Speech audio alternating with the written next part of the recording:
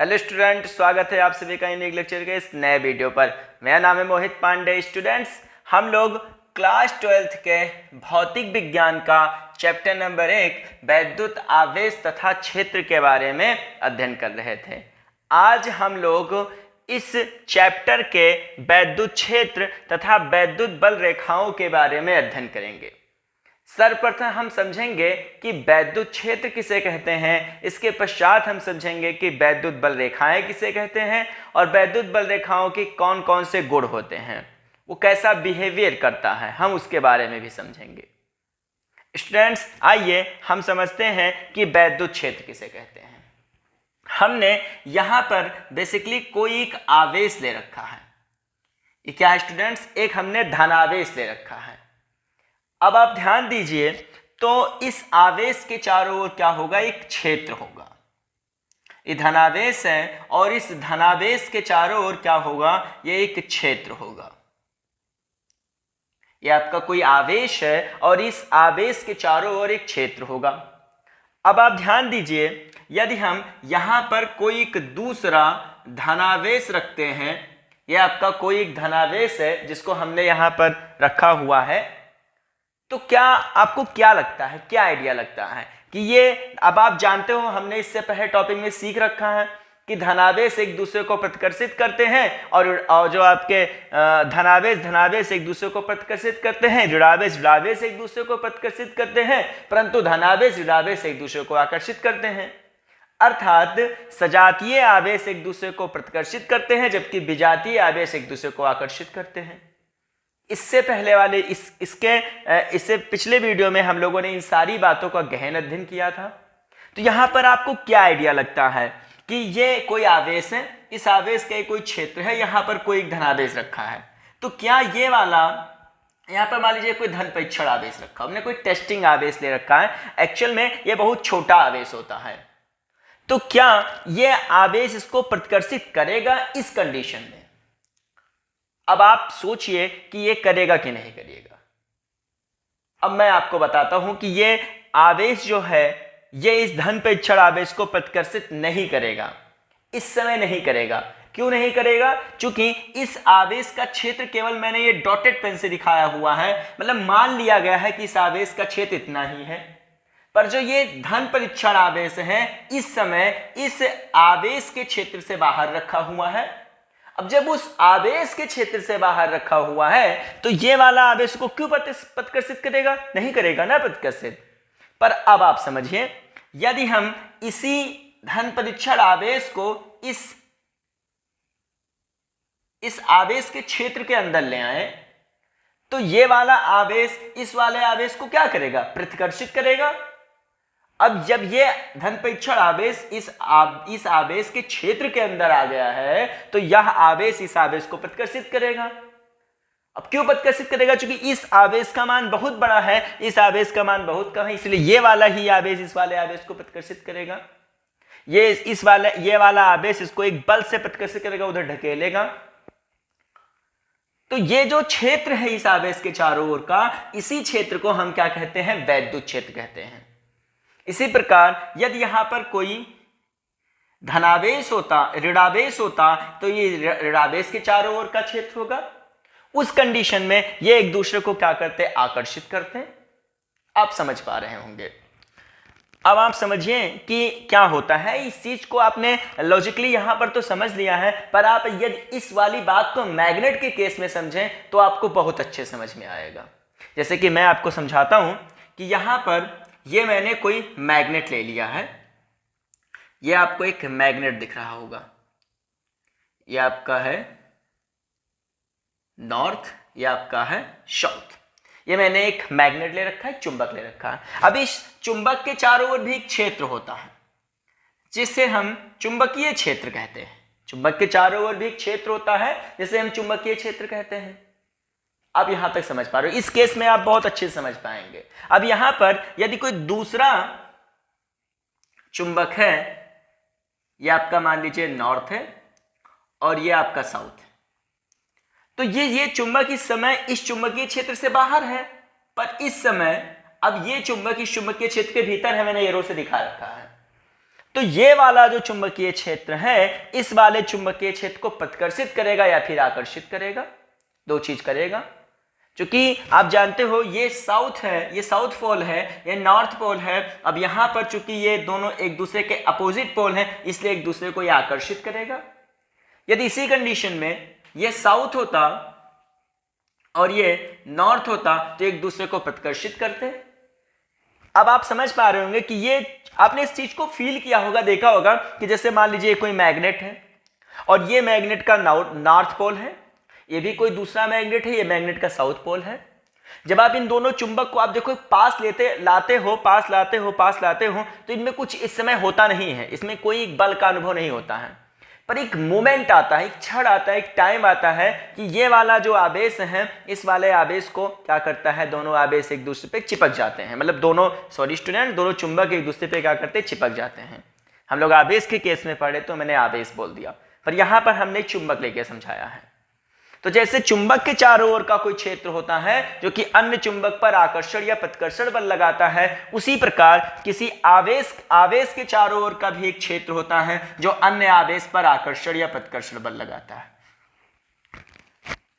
तो ये एक आवेश था प्लस क्यू का, मान लीजिए, तो इसके चारों ओर का जो ये क्षेत्र है, यही ये जो क्षेत्र है प्लस क्यू आवेश जो है, इसके चारों ओर का जो ये क्षेत्र है, इसी क्षेत्र को हम क्या कहते हैं, वैद्युत क्षेत्र कहते हैं।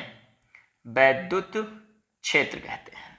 अर्थात यहां से एक सुंदर सी परिभाषा ये निकल कर आती है कि किसी आवेश के चारों ओर का वह क्षेत्र, आप समझ पा रहे होंगे, किसी आवेश के चारों ओर का वह क्षेत्र जिसमें कोई अन्य आवेश आकर्षण या प्रतिकर्षण, अब वो उसके नेचर पे डिपेंड करता है, आकर्षण या प्रतिकर्षण बल का अनुभव करता है, वैद्युत क्षेत्र कहलाता है। एक बार आप फिर से समझने का प्रयत्न करिएगा। किसी आवेश के चारों ओर का वह क्षेत्र जिसमें कोई अन्य आवेश आकर्षण या प्रतिकर्षण बल का अनुभव करता है, उसे वैद्युत क्षेत्र कहते हैं। यहां तक बातें आपको क्लियर होंगी। यहां पर हमने लिख भी रखा है कि किसी वैद्युत आवेश के चारों ओर का वह क्षेत्र जिसमें कोई अन्य आवेश आकर्षण या प्रतिकर्षण बल का अनुभव करता है, वैद्युत क्षेत्र अथवा वैद्युत बल क्षेत्र कहलाता है। आशा करते हैं वैद्युत क्षेत्र आपको बेहतरीन तरीके से समझ में आया होगा। अब हम बात करते हैं वैद्युत बल रेखाओं के बारे में कि वैद्युत बल रेखाएं क्या होती हैं। मैं यहीं पर आपको बताना चाहूंगा, चाहे आप चुंबकीय बल रेखाएं पढ़िए, चाहे आप वैद्युत बल रेखाएं पढ़िए, दोनों जो बल रेखाएं होती हैं ये काल्पनिक होती हैं, इमेजिनरी होती हैं। वास्तविकता से इनका कोई लेन देन नहीं होता है। हालांकि ये वेल प्रूव्ड है, पर इनका वास्तविकता से कोई भी लेन देन नहीं होता है। इसे हम काल्पनिक रेखाएं मान के चलते हैं। आइए पहले चुंबक के केस में समझते हैं, फिर कंपेयर करते हुए, तुलना करते हुए हम लोग वैद्युत बल रेखाओं के बारे में भी समझेंगे, अर्थात आवेश के केस में भी समझेंगे कि किस प्रकार बिहेवियर करती हैं। आइए समझते हैं।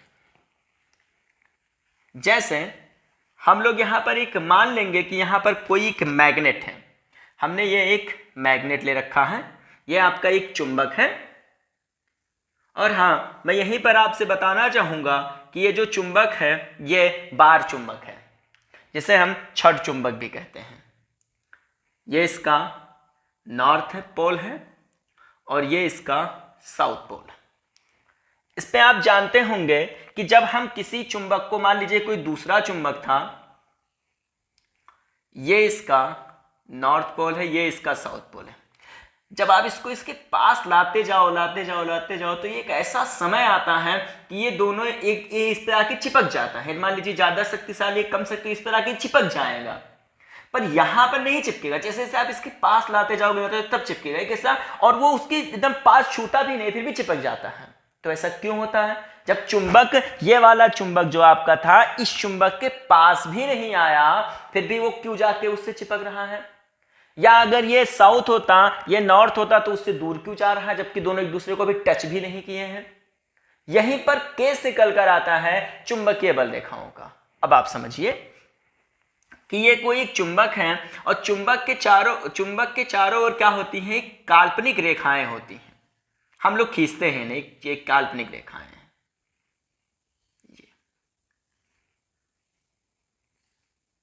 ये क्या है, काल्पनिक रेखा है जो कि नॉर्थ से निकलती हैं और साउथ में इंटर करती हैं। कुछ इस प्रकार से।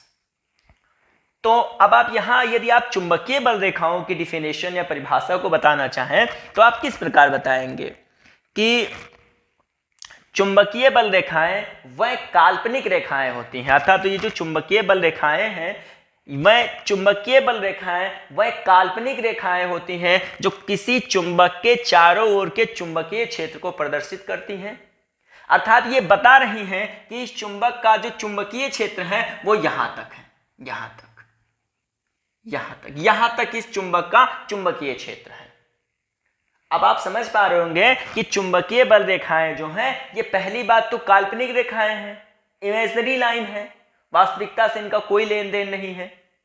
तो चुंबकीय बल रेखाएं वह काल्पनिक रेखाएं होती हैं जो चुंबक के चारों ओर के चुंबकीय क्षेत्र को प्रदर्शित करती हैं, जिससे हमको एक रफली आइडिया लग जाता है कि इस चुंबक का चुंबकीय क्षेत्र यहीं तक है।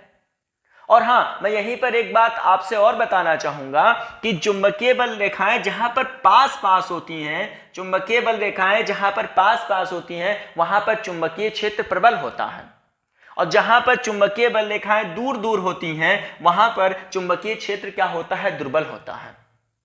यह बात आपको समझ में आ रही होंगी। अब जैसे हम किसी लोहे की वस्तु को चुंबक के ध्रुव पे रखते हैं तो वो उसको ज्यादा चिपकाता है, जबकि जैसे जैसे हम चुंबक के मध्य की ओर बढ़ते जाते हैं वो उस लोहे की कील को थोड़ा चिपकाना कम कर देता है, और जैसे एकदम एग्जैक्ट मिड पॉइंट पे पहुंचते हैं वहां पर वो उसको चिपकाता ही नहीं है।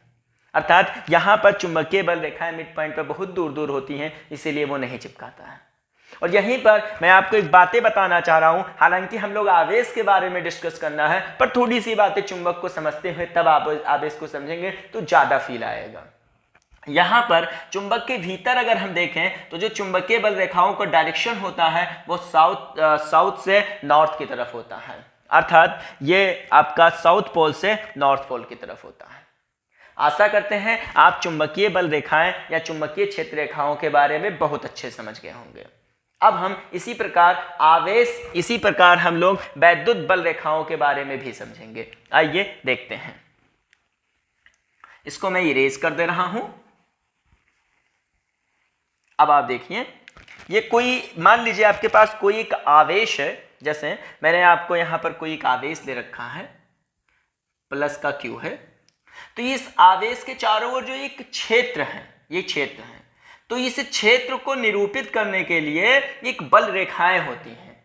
ये जो आवेश है, इस आवेश के चारों ओर का जो क्षेत्र है, इस क्षेत्र को निरूपित करने के लिए, इस क्षेत्र को प्रदर्शित करने के लिए क्या होते हैं, यहाँ पर एक क्षेत्र रेखाएं होती हैं, जिसे ही हम वैद्युत बल रेखाएं कहते हैं। चूंकि आवेश का केस है तो यहां पर आपका होगा वैद्युत बल रेखाएं।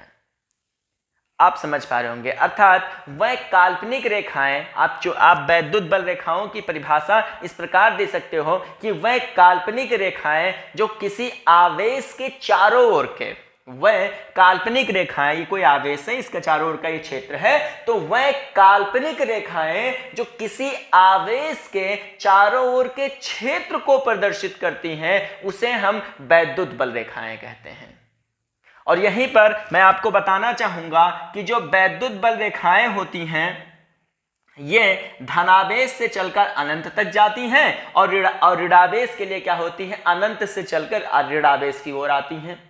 यदि मान लीजिए आपके पास दो प्रकार के आवेश हैं, एक प्लस है और एक माइनस है, दो आवेश एक दूसरे के पास रखे हुए हैं, एक धनावेश एक ऋणावेश है। इस केस में वैद्युत बल रेखाएं कैसी होंगी, तो वैद्युत बल रेखाएं धनावेश से निकलेंगी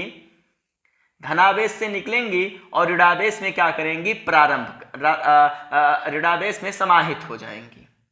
अर्थात धनावेश से आरंभ होकर या प्रारंभ होकर क्या करती हैं, ऋणावेश पर समाप्त हो जाती हैं। आप समझ पा रहे होंगे कि जो वैद्युत बल रेखाएं हैं ये कहां से निकलती हैं, धनावेश से निकलती हैं, और किस पर समाप्त हो जाती हैं, ऋणावेश पर समाप्त हो जाती हैं। यहां तक की बातें आपको समझ में आई होंगी। अब आइए हम इसके डिफिनेशन को देखते हैं। वैद्युत बल रेखाएं वह काल्पनिक रेखाएं जो आवेश के चारों ओर के क्षेत्र अर्थात विद्युत क्षेत्र को प्रदर्शित करती हैं वैद्युत बल रेखाएं कहलाती हैं। वह काल्पनिक रेखाएं जो आवेश के चारों ओर के क्षेत्र अर्थात विद्युत क्षेत्र को प्रदर्शित करती हैं वो क्या कहलाती हैं? विद्युत बल रेखाएं कहलाती हैं। अब आप ध्यान दीजिए, यहाँ पर कुछ डॉट मार्किंग में बातें हैं। विद्यार्थियों आपसे निवेदन है कि जब आप नोट्स बनाइएगा तो उस नोट्स में आप मेन परिभाषा लिखने के बाद में फिर आप डॉट मार्किंग किया करिए या आप एरो मार्किंग किया करिए, जिससे आपके जो नोट्स होते हैं वो सुंदर दिखते हैं और आपका पढ़ने में भी मन लगता है। आप एक लाइन से सब लिखते चले जाते हो, बहुत बोरिंग लगने लगता है। पर जब डॉट मार्किंग होता है तो आप अलग से उस पॉइंट को समझते हो कि ये पॉइंट कहीं इंपॉर्टेंट पॉइंट है, उस पर आप डॉट मार्किंग करिए, एरो मार्किंग करिए, वो आपके लिए बहुत अच्छा रहता है। आइए इस डॉट मार्किंग को पढ़ते हैं जो भी हम लोगों ने समझा भी था कि जो वैद्युत बल रेखाएं हैं ये धनावेश से आरंभ हो ऋणावेश पर समाप्त होती हैं। अर्थात ये जो वैद्युत बल रेखाएं हैं ये धनावेश से आरंभ होकर ऋणावेश पर क्या होती हैं? समाप्त होती हैं। धनावेश से आरंभ होकर और ऋणावेश पर समाप्त होती हैं। यहां पर आप चाहिए तो आप इसे होकर लिख दीजिएगा, तब भी सही रहेगा, तब आपका परफेक्ट लैंग्वेज है। दूसरे डॉट मार्किंग में देखिए, हमने अभी बात की थी कि यदि कोई अकेला धनावेश है तो अकेले धनावेश के लिए क्या होती हैं? जो वैद्युत बल रेखाएं होती हैं ये आवेश से प्रारंभ होती हैं, आवेश से प्रारंभ होकर अनंत तक जाती हैं, अनंत पर समाप्त होती हैं या अनंत तक जाती हैं। अगर कोई धनावेश है, अकेला धनावेश है।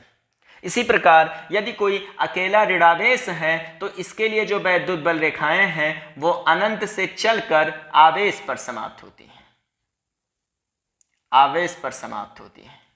यहां पर आप लॉजिकली एक बात समझ लीजिए कि धनावेश के लिए जो वैद्युत बल रेखाएं होती हैं वो बाहर की ओर होती हैं, जबकि ऋणावेश के लिए जो वैद्युत बल रेखाएं होती हैं वो आवेश की ओर होती हैं। ये दो पॉइंट आपके लिए बहुत इंपॉर्टेंट रहेगा जब आप आगे के डेरिवेशन को करेंगे। आशा करते हैं ये दोनों पॉइंट्स आपको समझ में आए होंगे। यहाँ पे दोनों पॉइंट्स लिखे हुए भी हैं कि किसी अकेले धनावेश से, यहाँ पर आप से कर दीजिए, किसी अकेले धनावेश से वैद्युत बल रेखाएं आवेश से आरंभ होकर अनंत तक जाती हैं तथा किसी ऋणावेश के लिए अनंत से आरंभ होकर आवेश तक आती हैं अर्थात ऋणावेश तक आती हैं। यहाँ पर आपको ये जो बातें थी डॉट मार्किंग, जो दो डॉट मार्किंग आपको वैद्युत बल रेखाओं में पढ़ाया गया है, ये दोनों आपको बहुत ही बेहतरीन तरीके से समझ में आया होगा। यहीं पर हम वैद्युत बल रेखाओं के बारे में कुछ पॉइंटों के बारे में और चर्चा करेंगे। हालांकि विद्यार्थियों मैं उसको यहाँ पर लिख नहीं पाया हूँ, जगह की कमी थी। इस बोर्ड पर इसकी जगह की कमी थी ताकि आपको समझाया कहा जाता है यदि वहाँ पर लिख दिया जाता। इसीलिए मैं उनको आपको समझाऊंगा, फिर बोल दूंगा, उनके लैंग्वेज आप अपने नोट्स में नोट कर लीजिएगा। आइए उन बातों को समझते हैं। यहाँ पर मैं इसे इरेज कर दे रहा हूँ। आप इसके बाद में जो नेक्स्ट डॉट मार्किंग करिएगा उसमें आप इस बात को लिखिएगा। यहाँ पे आप पहले समझ लीजिए कि यदि मान लीजिए ये आपकी कोई एक बल रेखाएं हैं, पहली बल रेखा है, ये आपकी कोई दूसरी बल रेखा है, दो बल रेखाएं हैं। पहले मैं आपको इससे पहले भी एक टॉपिक समझाना चाहूँगा, फिर मैं आपको समझाऊँगा। यदि मान लीजिए आपके पास ये कोई वैद्युत बल रेखा है, अब आपको यदि इस पे किसी भी बिंदु पर कोई भी पॉइंट है, जैसे ये पॉइंट है, ये पॉइंट है, ये पॉइंट, मैं आपके लिए कुछ पॉइंट बना दे रहा हूँ। ये आपकी वैद्युत बल रेखा है और इसके किसी भी बिंदु पर यदि आपको वैद्युत क्षेत्र की दिशा चाहिए कि वो वैद्युत क्षेत्र का दिशा किधर है, तो आप क्या करिए, बस उस किसी भी वैद्युत बल रेखा पर जिस भी पॉइंट पर आपको उस क्षेत्र की दिशा चाहिए, आप वहां पर एक टेंजेंट ड्रा कर दीजिए, एक स्पर्श रेखा ड्रा कर दीजिए। तो इस वाले बिंदु पर जो वैद्युत क्षेत्र की दिशा होगी वो ये होगी, इस वाले बिंदु पर वैद्युत क्षेत्र की दिशा ये होगी, इस बिंदु पर वैद्युत क्षेत्र की दिशा ये होगी, इस बिंदु पर वैद्युत क्षेत्र की दिशा ये होगी और इस बिंदु पर वैद्युत क्षेत्र की दिशा ये होगी। आप समझ पा रहे होंगे कि यदि कोई वैद्युत बल रेखा है और उस वैद्युत बल रेखा पर हमको वैद्युत क्षेत्र की दिशा चाहिए, तो आप वैद्युत बल रेखा के हर एक पॉइंट पर आप वैद्युत क्षेत्र की दिशा को पता कर सकते हैं। तो यहां पर मैंने आपको ये कुछ पॉइंटें बता दी हैं। अब आप ध्यान दीजिए, यहां पर एक पॉइंट आता है आप पहले इस बात को लिख लीजिएगा कि जो इस पॉइंट में आप इस बात को लिखिएगा कि दो वैद्युत बल रेखाएं, आप समझिएगा बढ़िया से और लिखिएगा कि दो वैद्युत बल रेखाएं एक दूसरे को कभी भी काट नहीं सकती। दो वैद्युत बल रेखाएं एक दूसरे को कभी भी काट नहीं सकती। क्यों नहीं काट सकती, आइए इसके बारे में समझते हैं। ध्यान दीजिए, यदि आपका ये वैद्युत बल रेखा है, एक दूसरी वैद्युत बल रेखा ये है, यदि ये दोनों वैद्युत बल रेखाएं इस पॉइंट पर इसको काटती हैं, मान लीजिए इस पॉइंट पर काट रही हैं, इसका उभयनिष्ठ बिंदु होगा। तो यहां पर यदि हम टेंजेंट ड्रा करें, स्पर्श रेखा ड्रा करें, तो एक स्पर्श रेखा तो ये हो गया, जबकि एक स्पर्श रेखा तो ये हो गया। तो यहां पर एक ही बिंदु पर दो वैद्युत क्षेत्र की दिशा हो रहा है, जो कि असंभव है, एक ही दिशा हो सकता है। इसीलिए दो वैद्युत बल रेखाएं एक दूसरे को कभी भी काट नहीं सकती हैं। अब आइए हम दूसरे पॉइंट को समझते हैं। दूसरा पॉइंट यह है, अब दूसरा डॉट मार्किंग करके इस बात को लिख लीजिएगा कि वैद्युत बल रेखाएं जहां पर पास पास होती हैं वहां पर वैद्युत क्षेत्र का मान प्रबल होता है, और वैद्युत बल रेखाएं जहां दूर दूर होती हैं वहां वैद्युत क्षेत्र का मान दुर्बल होता है। जैसे कि मैं आपको समझाना चाहूंगा, आप देखिए,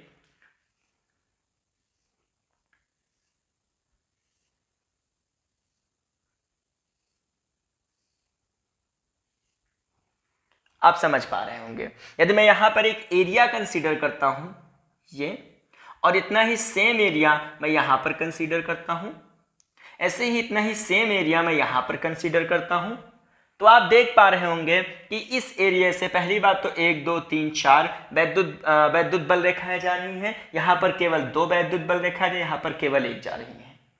तो यहां पर चूंकि वैद्युत बल रेखाएं इस वाले पॉइंट पर देखिए तो वैद्युत बल रेखाएं पास पास हैं, तो यहां पर वैद्युत क्षेत्र का मान प्रबल होगा, अर्थात इस वाले बिंदु पर वैद्युत क्षेत्र क्या होगा, अधिक होगा।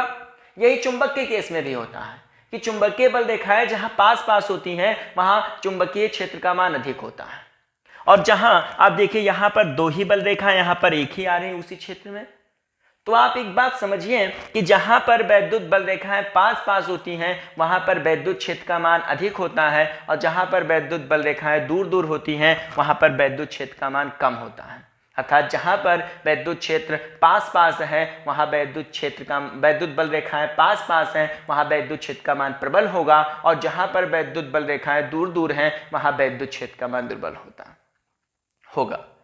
विद्यार्थियों, आशा करते हैं वैद्युत क्षेत्र और वैद्युत बल रेखाएं आपको बहुत बेहतरीन तरीके से समझ में आया होगा।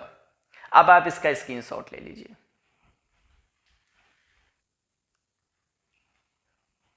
हाँ, तो विद्यार्थियों आपने स्क्रीनशॉट ले लिया होगा और आशा करते हैं ये टॉपिक आपको बहुत ही बेहतरीन तरीके से समझ में आया होगा। स्टूडेंट्स, आप लाइक करिए, शेयर करिए, सब्सक्राइब करिए, और हाँ, कमेंट करना मत भूलिए। धन्यवाद।